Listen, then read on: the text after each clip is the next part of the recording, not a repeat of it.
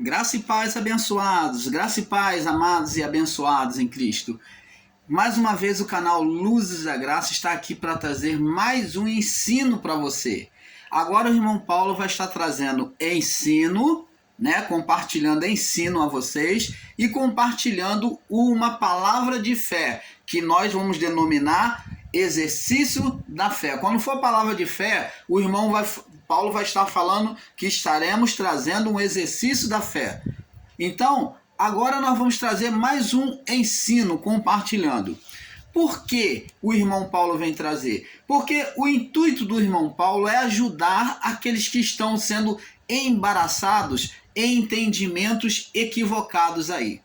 Então, diante de algumas perguntas de alguns irmãos, o irmão Paulo vem esclarecer um pouco mais acerca do jejum. Nós vamos falar aqui como título, vamos fazer uma pequena série, que é Jejum, a força da oração. Então, o título é Jejum, a força da oração. Vamos na primeira parte, tá bom? Então, abençoados, diante dos pedidos dos irmãos, das perguntas de alguns irmãos acerca do jejum, por quê? Eu até, irmão, entendo e respeito essas perguntas, porque esses irmãos têm recebido o ensino de alguns em graça, aonde eles vêm combatendo o tempo todo contra o jejum, como até o próprio irmão Paulo entrou neste vento no início e combateu contra o jejum, não de forma perniciosa, como muitos estão combatendo, mas o irmão Paulo olhou que não havia necessidade de jejum por uma lógica, um entendimento lógico equivocado, que não havia necessidade de jejum por termos o Espírito em nós. Mas isto não é verdade. Analisando a palavra um pouco mais, nós podemos ver que eles pegaram um radicalismo de palavra e sobre esse radicalismo vem ensinar que o jejum é coisa da lei. E nunca, em momento algum, na palavra de Deus está escrito que jejum é um ritual da lei. Eu gostaria que eles, pela palavra do nosso Pai, que é a Bíblia Sagrada, mostrassem nas Escrituras ou no livro de Levítico uma alegação ou uma prova de que jejum é um ritual da lei, de que é uma ordenança da lei. Jejum foi um ritual, sim, exercido no período da lei, sim, mas também debaixo da graça e sobre a própria graça que foi o nosso Senhor Jesus Cristo. Você está entendendo, amado? Se jejum é uma coisa da lei e é algo condenável, então Jesus foi o maior provocador de um engano acerca do jejum no coração, na vida das pessoas. Os discípulos continuaram jejuando. Jesus falou, orai e jejuai, vigiai. Então, quando ele fala orai e vigiai, ele está falando de jejum, está em consagração. Quando ele esteve lá no Getsêmani, em oração, antes de ser entregue, ele falou para os discípulos orar e vigiar. Ali, Jesus estava falando para vigiar, está em oração espiritual. Fala de jejum. Essa era a vigilância que Jesus falou. Não era ficar assim, olhando para um lado e para o outro, espantado, esperando o mal, não. Vendo demônio em tudo que é lugar, não. Não é isso que Jesus está falando. Ele está falando de orai, colocai diante de Deus em oração, uma comunhão com Deus, e vigiar. Estar em vigilância, em consagração. É estar vigilante, é em consagração, em separação para Deus.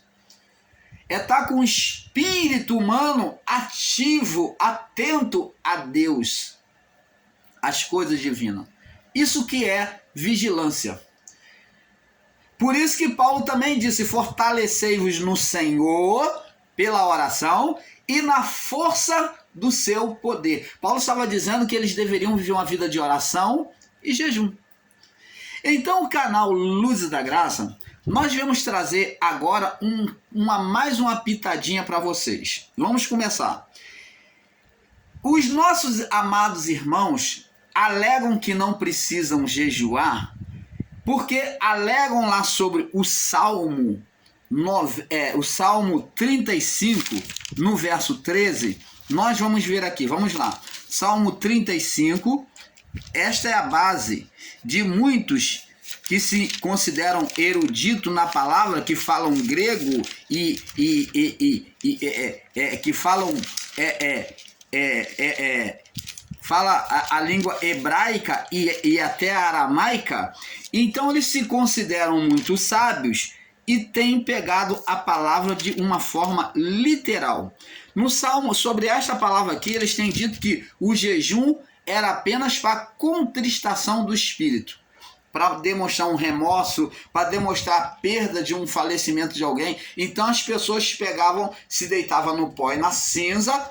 O pó e a cinza é arrependimento, verdade, é contristação. Mas o jejum, eles radicalizaram com a contristação de perda, de arrependimento, juntaram ao jejum como se fosse contristação. E não é assim. Isto não é verdade. Isso tudo são radicalismo, que eles pegam uma raiz e levantam uma árvore. Criam de uma raiz, eles fazem uma árvore. É esse o perigo em graça. Está aqui, ó. Sobre essa palavra aqui, ele diz aqui, ó. Salmo 35, verso 13, de Davi, quando estava o seu filho doente, o seu filho bastardo, com Betseba. Então, quando adoeceu, Davi se pôs em jejum e oração para que seu filho viesse se recuperar. Mas, infelizmente, foi levado à morte. Deus puniu a Davi, né, pelo seu pecado. Deixou a criança morrer. Mas, quanto a mim, quando estavam enfermos, as minhas vestes eram de saco. De saco o quê? Pano de saco. Era a vestimenta para aquele que entrava em estado de humilhação. Já era a tradição deles se vestirem com um pano de saco, de umas vestes rotas. As vestes que eram um pano de saco era uma vestimenta que era do pior material. Então eles se vestiam de pano de saco, demonstrando humilhação. Então, humildade, humilhação. As minhas vestes eram de saco e humilhava a minha alma com jejum, ó. Humilhava a minha alma com jejum. Ele humilhava a alma, quer dizer, ele castigava a carne com jejum, a alma, né, produzia a emoção da carne, então ele dizia que deixava o corpo dele sem alimentar, a alma dele passar fome, sede, né, com jejum, por causa da perda do filho.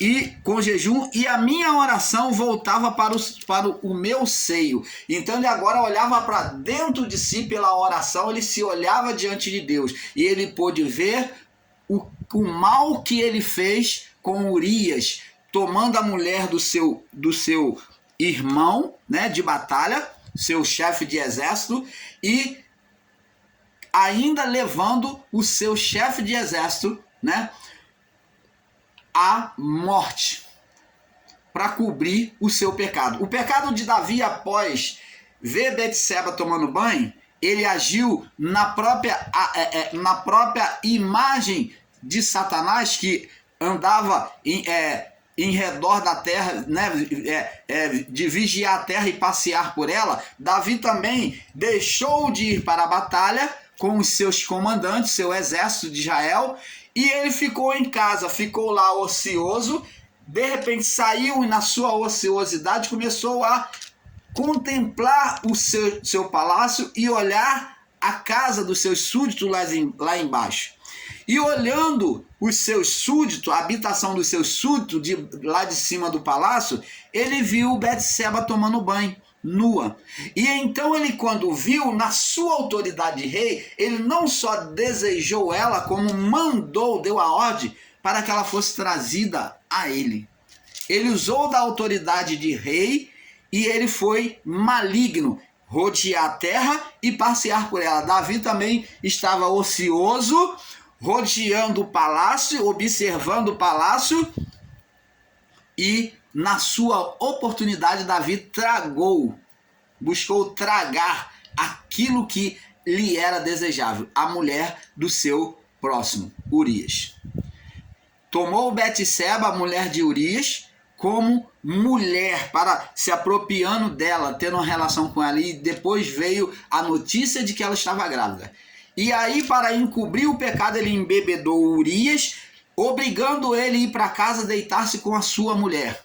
Então Urias, não querendo, então ele manda, né, o seu comandante colocar Urias na frente da batalha para morrer. Na frente do primeiro grupo, na liderança, para morrer naquela batalha contra um inimigo numeroso, esperando a morte de Urias. E Urias morreu. Agora Davi vem assumir a mulher como sua mulher, Betseba. E então, agora ele vem assumir o seu filho. E quando ele pensa que vai ser feliz, Deus priva ele, traz ao lume aquele mal que ele fez. Deus permite vir sobre a criança uma enfermidade. Porque Davi é que produziu o mal sobre a criança no seu pecado. Então, Deus não reage, não ouve a oração de Davi, ainda que ele ore e ainda que ele jejue para que a criança mudasse daquele estado. Deus não atende.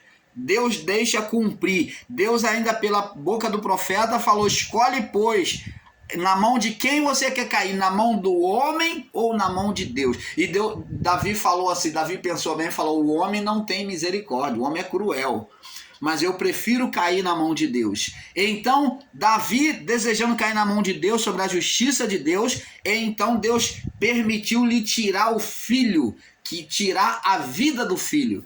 Não que Deus tenha feito isso, Deus apenas não agiu, não reagiu diante da oração de Davi.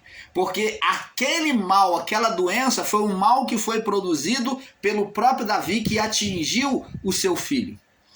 Deus apenas se calou em não retirar aquele mal.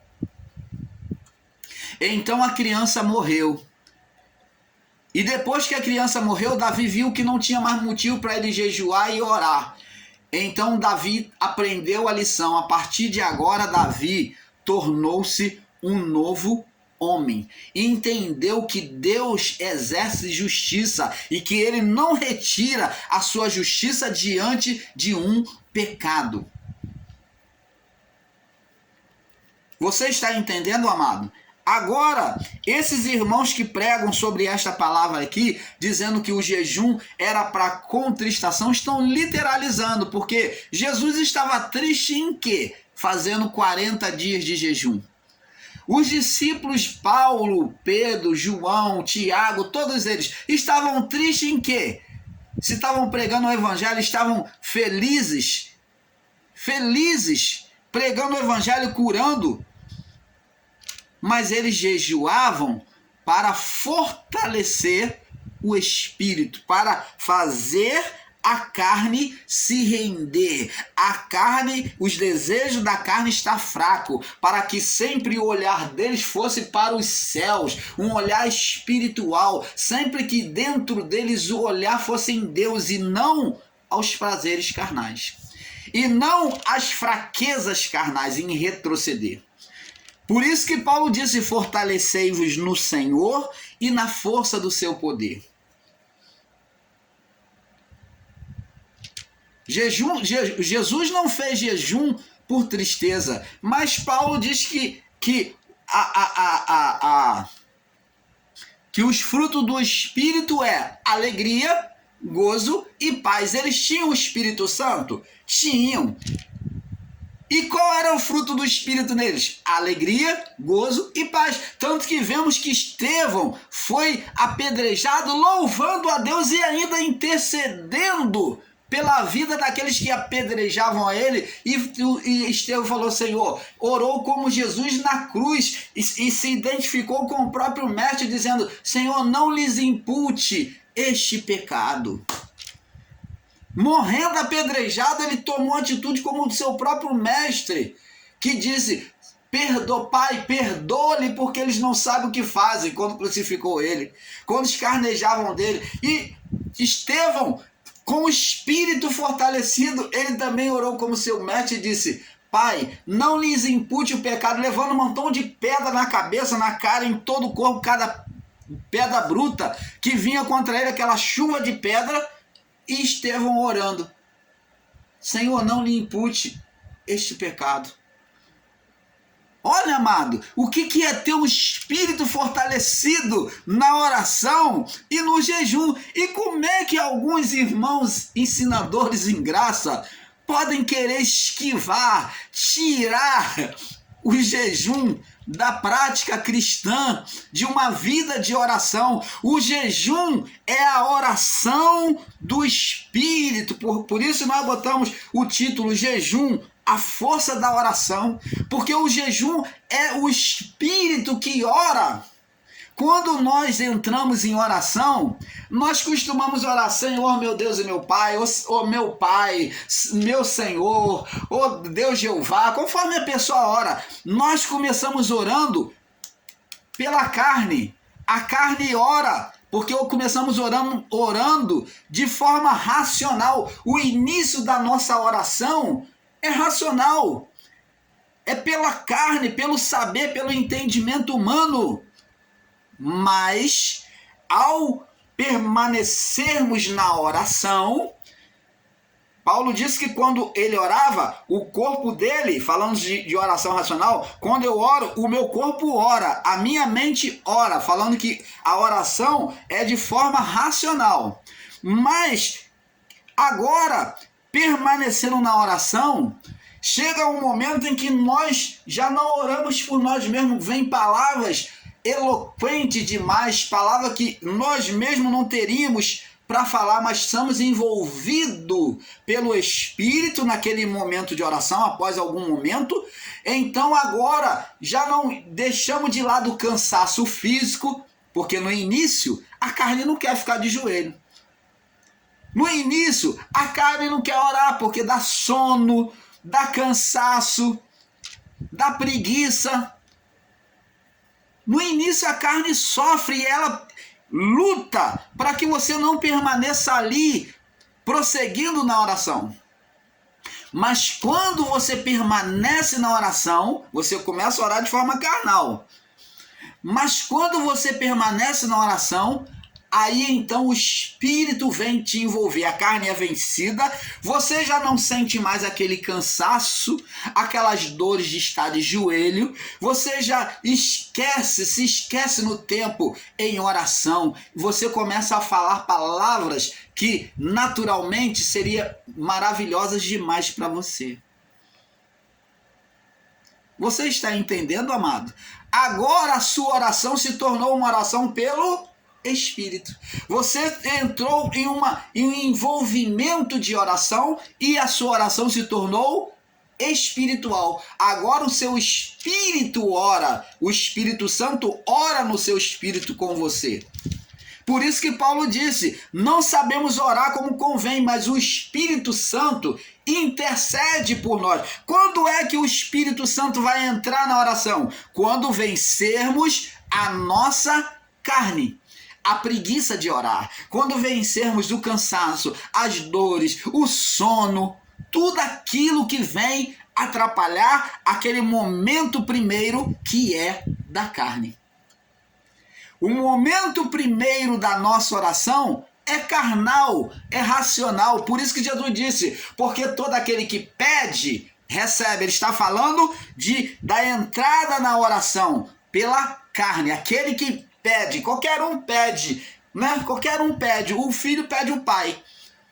Está falando da natureza carnal entrando na oração com Deus. Todo aquele que pede, recebe, da natureza carnal entrando na oração. E o que busca, acha, falando da natureza da alma, agora já entrando no espírito, na parte espiritual, do sentimento humano. Aquele que busca, aquele que deseja. E todo aquele que bate, agora vai entrar na parte espiritual. Aquele que bate, como é que eu vou bater diante de Deus? É sendo espiritual, entrando agora numa oração de forma, agora com o Espírito. Jesus ele se mostrou de forma espiritual lá no livro de Apocalipse. João disse que ele diz assim: eis que estou à porta e bato. Ele não está do lado de fora da porta da casa de alguém, mas está falando do coração, do espírito humano, aonde pela oração ele espera o momento de você vencer a sua carne e ele começar a se manifestar a você. Opa! Canal Luzes da Graça, trazendo a revelação do Pai a você, com todo o amor, tendo zelo pela palavra, tendo respeito e reconhecendo Deus como Ele é o nosso Pai. Então, amados, pedir é da carne, é oração racional. Buscar é manifestação do sentimento da alma, é a alma entrando na oração, é os desejos agora sendo manifesto diante de Deus. Você está vendo que, ó, é como uma panela no fogo que vai ao lume, que vai se esquentando, recebendo calor gradativamente até ferver a água, até cozinhar a comida. Então, na oração, primeiro entra a forma racional, a carne, é a carne que ora. Ela tem que ser vencida primeiro. Por isso que temos que fazer o jejum para a carne ser vencida. Por isso que a carne tem que ser sacrificada, dominada. Por isso que Jesus fez jejum, 40 dias de jejum, para dominar a carne. Você quer mais? Ele esteve lá no Getsemane antes de ser entregue, prestes já a se cumprir a cruz. Esteve lá orando no Getsemane, onde os discípulos estavam lá dormindo por 3 vezes. Ele pediu os discípulos para orar, para velar com ele, para estar ali em jejum e orando com ele. Mas eles dormiram. Jesus esteve ali em agonia, fala do momento da agonia dele. Agonia é o quê? É uma luta do espírito contra a carne. Ele estava ali em jejum, lutando contra a sua natureza carnal, que pedia para não fazer isso, que ele iria sofrer. Ele, na sua divindade, ele já sabia que ele iria sofrer, e a sua carne puxava então sobre isso, dizendo, ó, é melhor você não, você vai ser muito humilhado, a humilhação vai ser muito grande. Você vai sofrer isso, ainda vai tomar essas imundícies da criação, da humanidade, para cima de você. Você vai se tornar um demônio. Você vai se tornar maldito.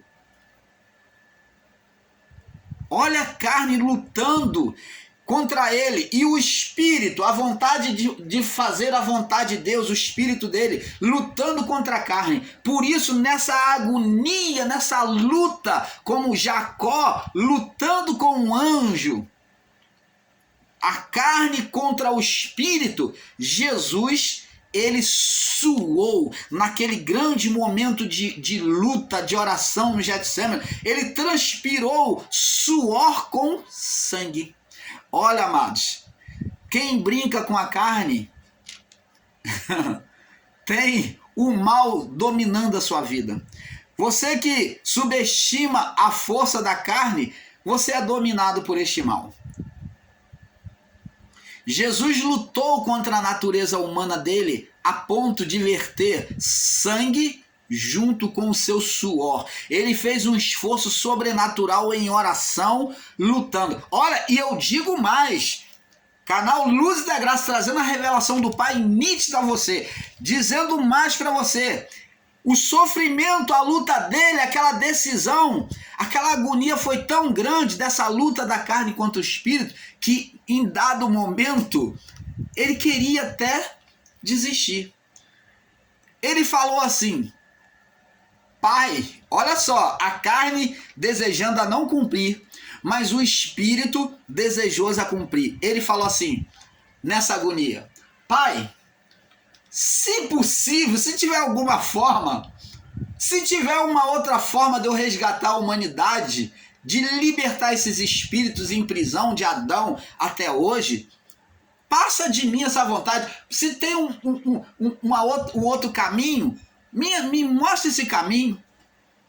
Traz para mim esse caminho para eu não passar o que eu vou passar. Se possível, passa de mim este cálice, impeça que eu passe por isso, que eu vou passar por essa humilhação, por esse sofrimento. Não deixa eu beber este cálice, eu passar por isso, não, se possível. Mas Jesus, sendo uma pessoa espiritual, sendo mais fortalecido na oração, pelo jejum, que era a comunhão, a consagração a Deus, então ele pôde dizer, mas que contudo, Pai, mesmo eu sofrendo, mas que com tudo isso eu quero satisfazer, é a tua vontade, meu Pai. Que com tudo seja feita, não a minha vontade humana, é não passar, mas a tua vontade é que tem que ser feita. Então, que contudo seja feita a sua vontade. Oh, amados, olha o sofrimento que ele passou, e ele sabia de tudo isso, por isso que ele disse e pediu que, se possível, de forma humana, evitasse ele passar por aquilo, beber daquele cálice, mas que contudo o Pai fizesse a vontade dele. Como ele disse para os discípulos, eu não vim fazer a minha vontade, mas a vontade do meu Pai que está no céu. Você está entendendo, amado? Então, abençoado, é um grande erro de entendimento considerar que o jejum era apenas para contristação. Agora, baseado nessa palavra aqui, nós não nos escondemos, não trazemos uma palavra para você escondendo a outra, não. O canal Luz da Graça vem trazer os pontos que eles usam, sim, que a pessoa que tem um entendimento errado traz para poder refutar os ensinos contra o jejum. Vamos lá. E eles usam muito essa palavra, como o próprio irmão Paulo já equivocado, teve um entendimento equivocado por eles, usou essa palavra. Vamos lá no livro de Marcos, capítulo 2, do verso 18 ao 22. Vamos lá. Marcos 2, 18 ao 22. Consulta dos discípulos de João sobre jejum. É o título. Diz assim no verso 18. Ora, os discípulos de João, os discípulos de João e os fariseus jejuavam, e foram e disseram-lhe, por que jejuam os discípulos de João e o dos fariseus e não jejuam os teus discípulos? Preste atenção. Jesus disse-lhe, podem porventura os filhos das bodas jejuar enquanto está com ele o esposo, enquanto tem consigo o esposo? Não podem jejuar. Então preste atenção, amado. Aqui, quando Jesus falou isso, ele estava,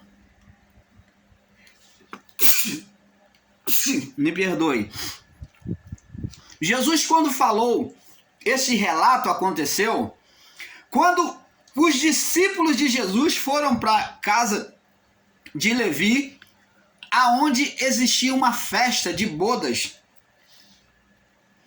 aonde existia um banquete, um grande banquete. Jesus convidado por esse discípulo de Jesus, esse novo discípulo que havia se convertido recentemente às palavras de Jesus. Este homem chamado Levi, ele se converteu recentemente e ele convidou Jesus e os seus discípulos ao banquete na casa dele, aquelas bodas, aquela festa ali, aquele banquete, grande banquete.